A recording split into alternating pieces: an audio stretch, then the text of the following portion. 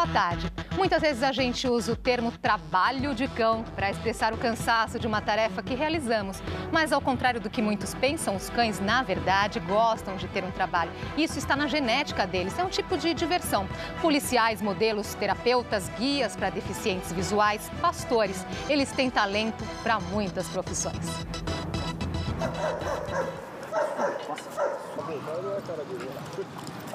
Um cão policial pode ter 3 origens: criação própria, doação ou compra. Não é todo cachorro que pode virar um cão policial. O animal precisa ter algumas características, como o chamado impulso de presa, que vai motivá-lo a usar o olfato, o sentido mais importante nas operações de busca. A partir do momento que nasceu, já existe uma série de exercícios e atividades que é possível ser feito para poder estar estimulando o animal. A gente considera uma idade ideal para esse cão já estar começando a fazer atividade real a partir de uns 2 anos de idade. Existem algumas características que há necessidade de você aguardar a maturidade do animal para que ele possa ser trabalhado naquilo. Um exemplo, a parte da agressão. Os cães policiais desempenham funções de patrulhamento. Temos também os cães para emprego de faro e detecção de entorpecente. Numa dessas ações, o policial faz uma rápida avaliação do veículo abordado para garantir a segurança do animal, que em seguida faz a busca por drogas. Ao encontrar, ele se senta diante do lugar onde o material está escondido. Falando o caminho e direção, venha para trás do veículo. Vai soltar o cão. O cão policial ainda pode ser usado para impedir que o suspeito abordado fuja. O faro dos cães também é usado para encontrar explosivos, armas e munição. E os cães para localização de pessoas. Não só pessoas que às vezes adentram na mata para fazer uma trilha e se perdem, mas também o marginal foragido que adentra a mata e se esconde. Esses cães também são treinados para localizar essas pessoas. Para debater sobre os cães de serviço, convidamos a bióloga Helena Truxa, especializada em comportamento animal e coordenadora da ONG Patas Terapeutas. Também recebemos o primeiro-tenente da Polícia Militar de São Paulo, João Cláudio Corrente Santos Silva. Ele comanda um dos pelotões do Canil Central da PM, veio acompanhado do Cabo Carvalho e de Borre, esse pastor belga Malinois, de 3 anos. Participe você também, mande as suas perguntas através do nosso portal de conteúdo via Twitter ou pela nossa página no Facebook. Os endereços estão aí na sua tela. Boa tarde, muito obrigada por terem aceitado o nosso convite. Obrigada pela presença e pela presença do imponente Borre aí. Bom, nós vimos ali na reportagem sobre o canil da PM, tenente. Tem uma história muito interessante que na frente do canil existe um busto do Cabo Dick. Cabo Dick, sim. Conta pra gente essa história. O Cabo Dick, né, ele foi um cão que em 1957 realizou uma ação que ensejou na descoberta de um garoto que tinha sido sequestrado. O que chamava Eduardo, deve estar vivo até hoje, né? O garoto Eduardo na época. E esse cão ele foi empregado quando a PM esgotou todos os meios para poder localizar essa pessoa, essa criança. E o cão obteve sucesso juntamente com a equipe do canil que estava trabalhando junto com ele, né? E por conta disso, ele foi o único cão até hoje que foi promovido a cabo, simbolicamente, mas foi promovido. E na época o canil passava por algumas dificuldades de funcionamento, por causa dos gastos, né? Então foi digamos assim, uma bela justificativa para se manter um canil. O feito dele impediu então que o canil fosse fechado. Sim, isso mesmo. E Helena, os cachorros gostam de trabalhar? Qual é a relação deles com o trabalho? Na maioria dos casos, sim. Dá para dizer que já faz parte da natureza do cão gostar de trabalhar. Tá? Então, só alguns casos em que a gente vai mencionar posteriormente que você tem que lidar um pouco com excesso de trabalho, estresse, então equilibrar um pouco as coisas. Mas, de forma geral, eles gostam bastante de trabalho, eles precisam ter alguma atividade física e mental de estimulação no dia a dia para que ele mantenha o emocional dele equilibrado. Tá? Então, você tem um retorno positivo. Quando o cão está trabalhando, no caso, tanto um cão de polícia quanto um de busca e salvamento, geralmente eles sentem prazer naquilo que eles estão fazendo, naquela atividade. E aquilo, para ele, acaba sendo como se fosse uma diversão. Cabo, apresente para a gente, então, o Borre. Seu Borre, ele é um pastor belga Malinois, tem 3 anos de idade, chegou no canil com 6 meses. Ele é um cão que é treinado para trabalhar nas ruas de São Paulo, no patrulhamento, em estádios de futebol. presídios. Ele é um cão que a gente utiliza na equipe para contenção de infratores da lei. Bom, daqui a pouco nós vamos falar mais do cão policial, mas antes vamos falar de uma outra profissão. Nos últimos 20 anos, a terapia assistida por animais vem ganhando interesse e investimentos da comunidade científica brasileira em função dos bons resultados em tratamentos complementares. Quem mostra um pouco do trabalho dessas patas terapeutas é a repórter Laís Duarte. Boa tarde, Laís. Boa tarde, Andresa. Boa tarde para todo mundo. A gente fala ao vivo aqui do residencial israelita Albert Einstein, onde vivem 160 idosos. E parte dos cuidados que eles recebem aqui são oferecidos por esses doutores. Olha só, Namur, Paraná, Lola e essa aqui no colo, que é a Chanel. Eu vou conversar com a Silvana Fedeli para falar um pouquinho. A Silvana é fundadora da ONG Patas Terapeuta. Silvana, qualquer cachorro pode ser um terapeuta? Boa tarde. Boa tarde. Qualquer cachorro pode ser terapeuta. Em São Paulo, só o da lei da mordaça que não pode. Mas eles precisam ter um perfil básico, que é afetividade, socializado, dessensibilizado nos 5 sentidos. Você tem que pegar no animal, ele tem que ouvir ruído, sons, cheiros, tudo que é, e não ter nenhum comportamento adverso. E ter o adestramento básico, que é muito importante. Além disso, tem que ser vacinados também. Sim, temos todo um cuidado com vacinas, com a saúde de um animal. A gente segue normas internacionais, tanto de comportamento quanto de saúde. As vacinas são, aqui em São Paulo, é antirrábica, V8, V10, a de gripe, a de giardia, que é zoonose. Bom, aqui no residencial, a terapeuta ocupacional me garantiu que eles fazem um ótimo trabalho, trazendo mobilidade, trazendo motivação, elevando a autoestima de quem mora aqui. Mas a gente vai conversar agora aqui com a dona Elza. Boa tarde, dona Elza. O que a senhora acha da presença desses amigos aqui? É muito boa, muito boa. O dia que eles vêm é um dia especial? Isso, todas gostam. Agora vamos conversar com o senhor Péric, que já me contaram que gosta bastante desse dia que os cães vêm visitar o residencial. É importante, senhor Péric? Ah, muito. A gente se distrai, né?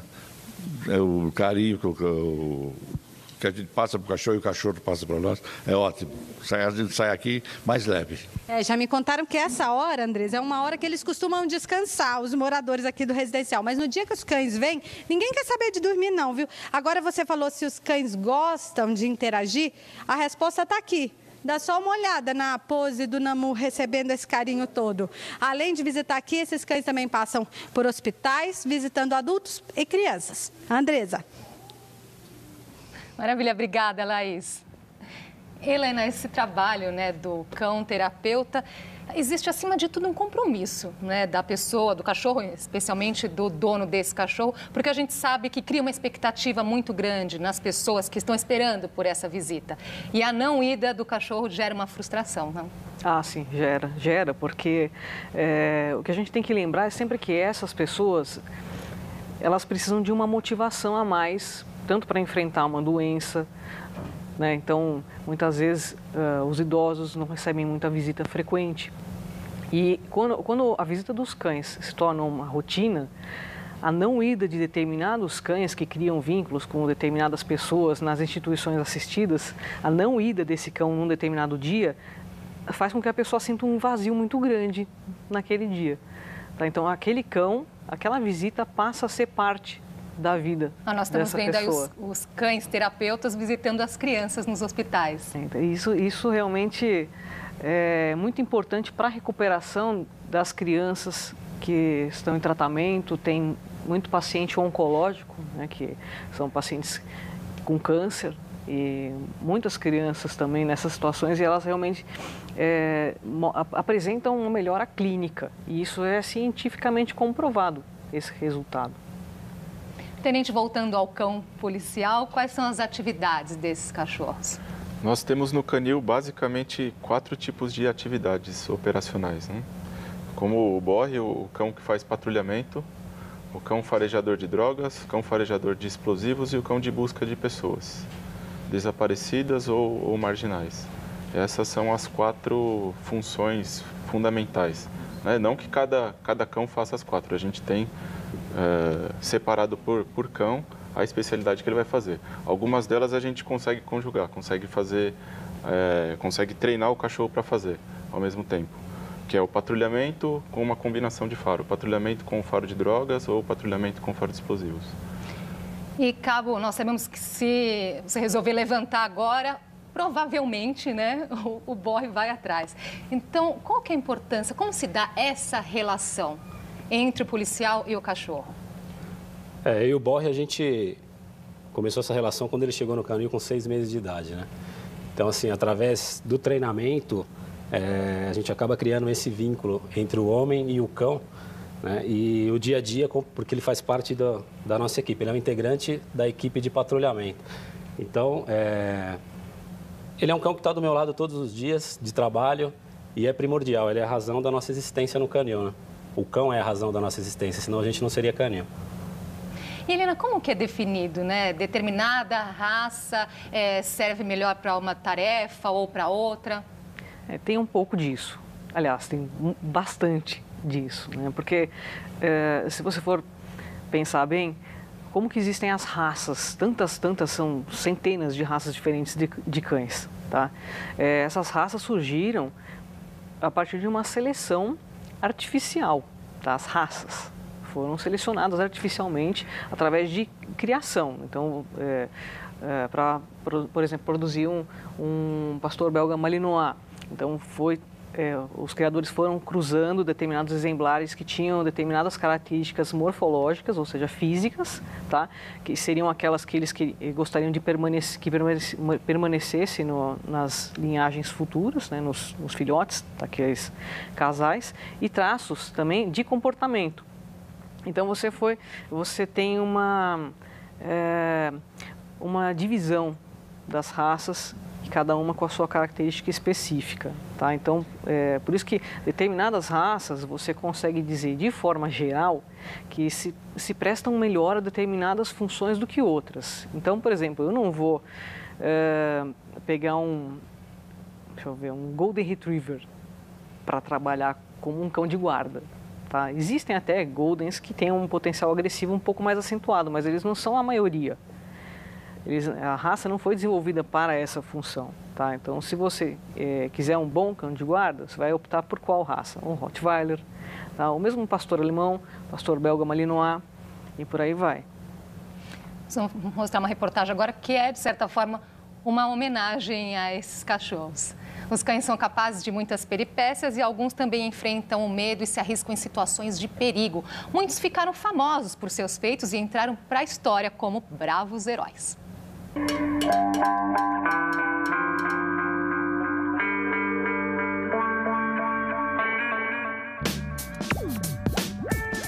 Stubb é o cão que mais recebeu medalhas na história militar dos Estados Unidos. Participou de 17 combates durante a Primeira Guerra Mundial. Salvou soldados, localizou feridos e capturou sozinho um espião alemão.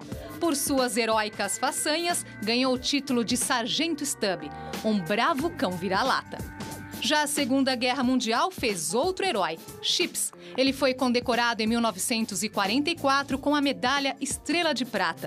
No Afeganistão, todas as honras são para o farejador Trio. Ele recebeu um prêmio por ter descoberto uma bomba capaz de eliminar um pelotão inteiro. Mas nem só de glórias vivem os cães de guerra. E assim como seus amigos humanos, eles também sofrem consequências dos horrores vividos no campo de batalha. Como o labrador Gunner, que teve estresse pós-traumático depois de combater no Afeganistão. Aqui no Brasil, em 2007, homens do Corpo de Bombeiros foram homenageados pelo incansável trabalho dia e noite em busca das vítimas do acidente da estação Pinheiros do metrô. Entre os heróis, N e Dara, duas bravas cadelas que também se arriscaram para salvar vidas.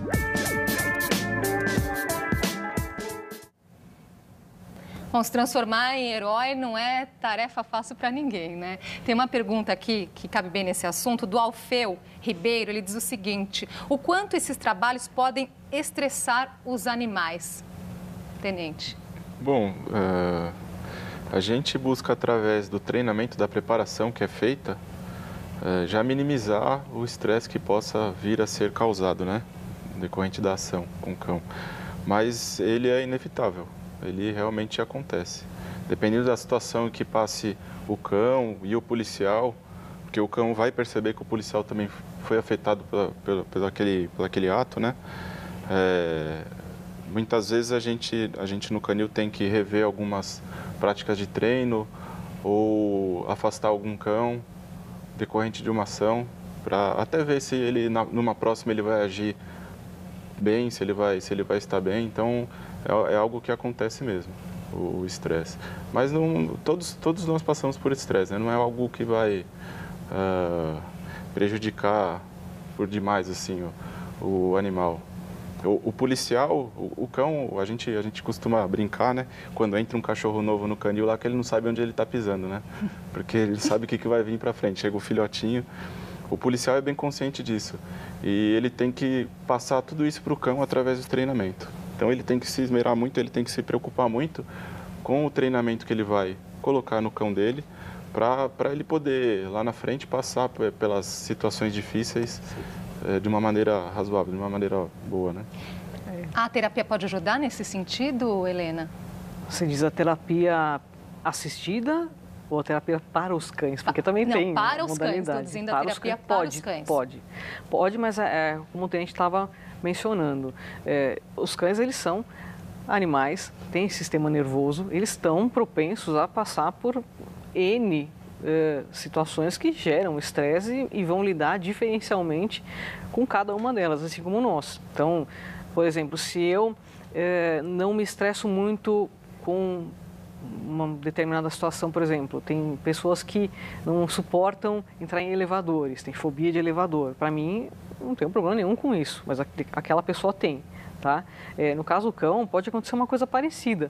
Então, ele pode, um indivíduo, por exemplo, no caso, esse indivíduo que está aqui, ele pode não apresentar um estresse numa situação de um distúrbio civil, tá? Aquela multidão quebrando garrafa, bomba, e ele até está concentrado ali, tá? Fica um pouco tenso? Fica, mas ele lida bem com aquilo. Posteriormente, aquilo não vira um estresse crônico para ele. Só que se fosse um outro indivíduo, talvez ele não se comportasse dessa maneira. Então, tem variações individuais também, tá? Dentro da mesma raça, a gente tem que olhar para o cão e ver realmente um ser vivo dotado de emoções, ele tem sensações físicas e por aí vai. Tá? O tenente estava aqui comentando que, claro, como todo mundo, os policiais também, né, ficam estressados, e eu quero saber, Cabo, se o Borre percebe isso, mas daqui a pouquinho depois do intervalo. O JC Debate volta já.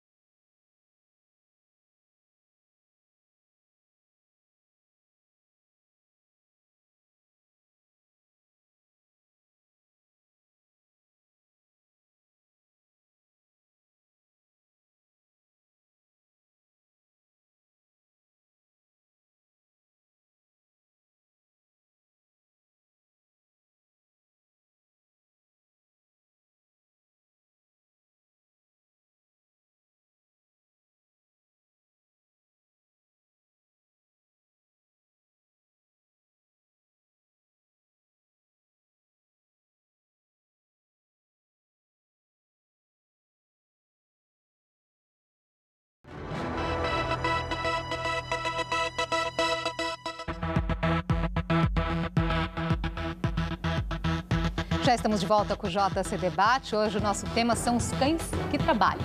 Nós estávamos conversando aqui no bloco anterior sobre o estresse, né, dos cachorros, e eu te perguntei, Cabo, se ao contrário também acontece. O Borre percebe quando você não está bem? Percebe. Os cães, eles têm essa capacidade de estar percebendo o emocional do condutor. E isso também pode refletir no comportamento do próprio cão. Então, numa situação de estresse que a gente passe no trabalho, o condutor tende a dar o suporte necessário para que o cão estabilize esse emocional, estabilize o comportamento dele, para que ele venha desenvolver o trabalho naquele momento de maneira coerente, né? Chegou mais uma pergunta aqui do Eduardo Jobem. Recentemente foi apresentada uma proteção, armadura para os cavalos policiais. Existe algum projeto para os cães também, tenente? Sim, existe um projeto. Nós ainda não tivemos contato, né, com esse equipamento, mas a gente tem conhecimento da existência dele. E provavelmente, mais algum tempo, a gente vai receber lá no canil e vai atestar para ver se a gente consegue utilizar em algumas ações com os nossos cães, né? Só para a gente entender, né, o quanto eles são importantes, no caso dos cães farejadores, né, que é aqui uma atividade do Borre, comparando com o faro humano, para a gente ter uma ideia, dá para dar um exemplo? Tem várias fontes que indicam a relação, né, em grandeza. Então o cão, alguns dizem que o cão tem o olfato 10 vezes mais apurado que o do ser humano, outros 15, 20, então depende um pouco da fonte, tá? Mas realmente a membrana olfativa que eles possuem dentro do focinho, que é responsável pela captação dos odores do ambiente, dos objetos e tudo mais, no focinho deles é muito maior do que a nossa. Então, por isso eu diria que eles enxergam primeiro com o nariz. Enxerga antes com o nariz, depois com os olhos e, por último, vão prestar atenção nos sons. É bem desenvolvido. Vamos ver uma outra profissão aqui. No Brasil existem atualmente menos de 70 cães-guia, enquanto há cerca de 4 milhões de portadores de deficiências e limitações visuais. As previsões estimam que o número de pessoas cegas dobrará até o ano 2020. Mas a importância de um cão-guia só pode ser medida por quem precisa dele. Esperto, animado, carinhoso. Esse é o Harley, o labrador do advogado Marcelo Panico.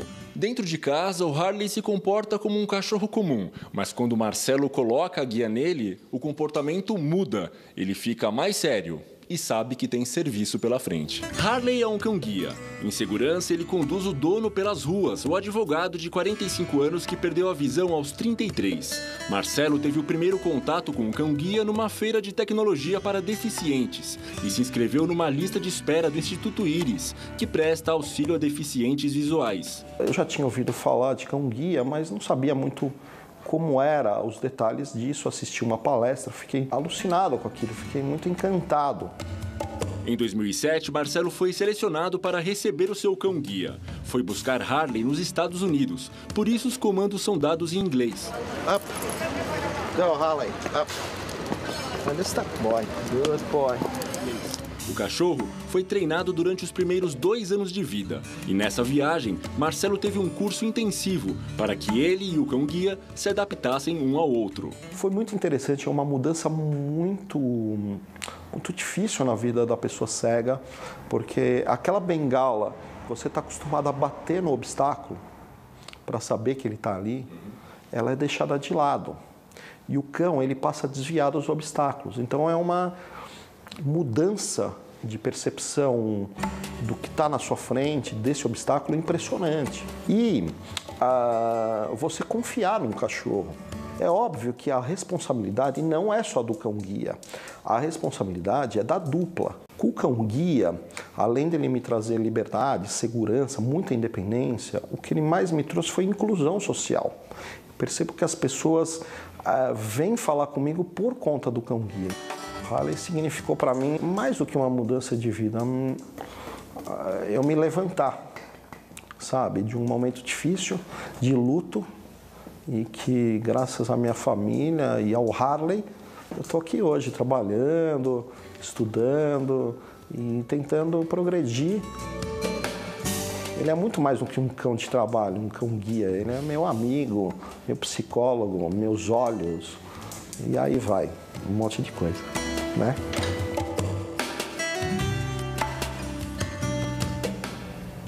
Bom, todo mundo está emocionado aqui no estúdio com a história do Harley, mas, Helena, acho que vale repetir essa informação. No Brasil, quase 4 milhões de pessoas com algum tipo de deficiência visual, menos de 70 cães-guia. Só para ter uma ideia, para comparar, nos Estados Unidos são entregues 150 cães treinados por ano.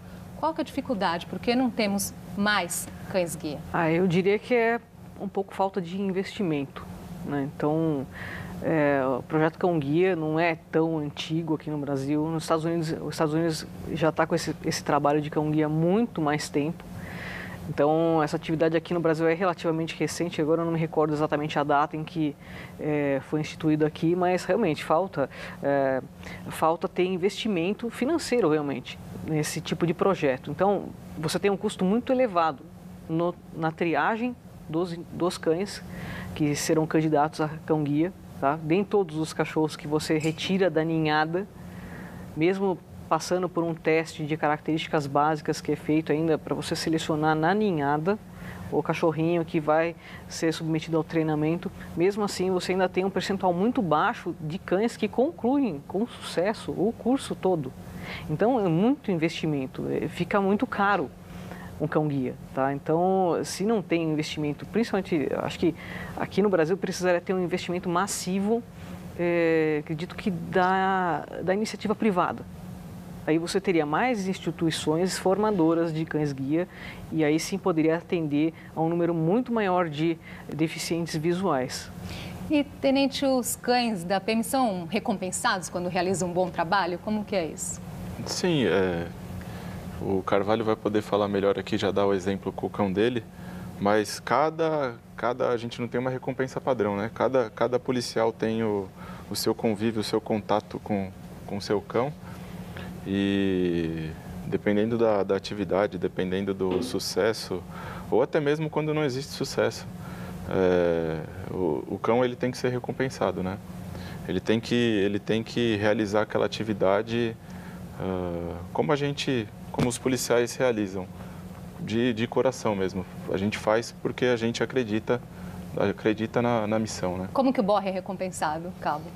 Na verdade, o Borre ele tem alguns objetos que ele gosta, mas só o fato de estar em contato comigo já é um reforço, e esse reforço faz com que o comportamento que eu quero, o comportamento desejado, se repita. Então, ele tem alguns objetos, a própria mordida no treinamento é uma forma de recompensa para ele, alcançar o objetivo. E é isso. Tudo que o cão gosta muito de fazer, quando ele consegue, por si só já é uma recompensa, né? No caso, ele citou mordida, o cão que procura droga ou explosivos nossos lá, a maioria, eles são treinados a partir de brincadeira, com brinquedos, né? Então, quando eles têm acesso a isso, para eles é o máximo, né? E por quanto tempo eles trabalham, Helena? Quando eles devem se aposentar? Via de regra, acredito que até 8 anos de idade, não mais do que isso, principalmente para atividades mais intensas, que exijam muito do físico. Então, cães de busca e salvamento, que são os de resgate, que precisam ter um preparo físico mais intenso, os cães de polícia também, estão submetidos a uma carga de exercícios mais intensa, se aposentam no máximo com 8 anos de idade. Para terminar aqui, o Dirceu pergunta, e quando aposentados, esses cães ficam com os treinadores, Tenente? Com quem ficam os cães? Por força de regulamentos, nossos cães aposentam com 8 anos. Mas a gente tem conhecimento que em outros países, em outras unidades, outros países, ou mesmo aqui do Brasil, os cães estendem um pouco mais de serviço. Porque o que a gente percebe é que alguns cães nossos aposentam com 8 anos. O adestrador, o policial leva para casa e em 1 ano o cachorro morre. O Cabo já está preparado para levar o Borre para casa? Falta um pouquinho de tempo ainda, né? Mas ele vai comigo. Quanto tempo falta? Falta 5 anos. 5 anos? Mas ele vai comigo. Você já tomou essa decisão, já. Então? Maravilha. Muito obrigada pela presença de vocês, por todas essas informações. Parabéns pelo trabalho. Obrigado. Obrigado. E o JC Debate termina aqui. Mais informações sobre o Brasil e o mundo você encontra no cemais.com.br/jornalismo. Voltamos amanhã às 1h30 da tarde. Vamos falar sobre o que precisa mudar no futebol brasileiro. Uma ótima tarde para você. Até amanhã.